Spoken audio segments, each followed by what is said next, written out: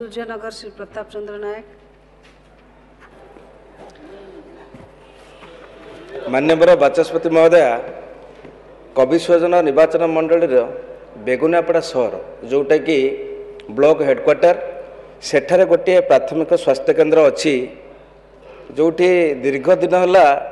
doctor तो appointment होती किंतु से सेठारे काम करूना से डेपुटेशन रे दीर्घ दिन है बाहर होती जद्वारा सेठी